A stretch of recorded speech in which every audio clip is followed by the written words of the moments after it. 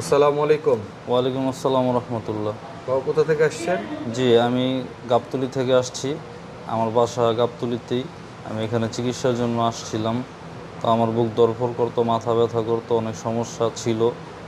এখন আল্লাহ পাক জানে কি হয়েছে। বাকিটা হচ্ছে হুজুরের উসিলা। এই মার্বেল গ্রানাইট যে আংটিটা আছে, এটা একটা দিছে আমাকে। আরেকটা আমাকে গিফট করবে অবশ্য, রাজমণি আংটি।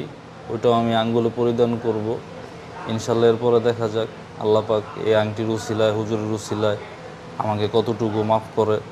আমার উপরে যেই দুষ্ট জিনের একটা আকর্ষণ ছিল, ইনশাল্লাহ আশা করি এখন একটু কাটছে।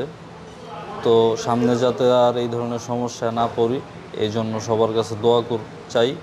এবং মন থেকে বলি, যদি কেউ সমস্যায় পড়ে থাকেন তাহলে হয়তো বা ট্রাই করতে পারেন এখানে আইসা।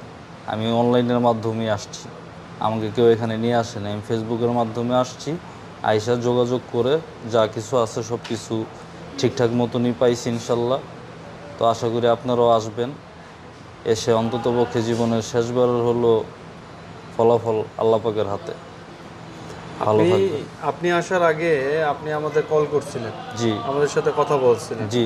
আমাদের সাথে যেমন কথা হয়েছে তার সঙ্গে কি আপনি এখানে এসে আমাদের কথার মিল, আমাদের জি। স্টাফদের আচার আচরণ, গরুদের সঙ্গে কি জি, সেগুলো কি সব পাইছেন? কিছুই ঠিক আছে। হ্যাঁ, এখানে সব কিছুই ঠিক আছে। সব কিছু বইলেই আমি আসছি, কথা অনুযায়ী কাজ হয়েছে। আমার খুবই ভালো একটা সার্ভিস পাইছি ইনশাল্লাহ।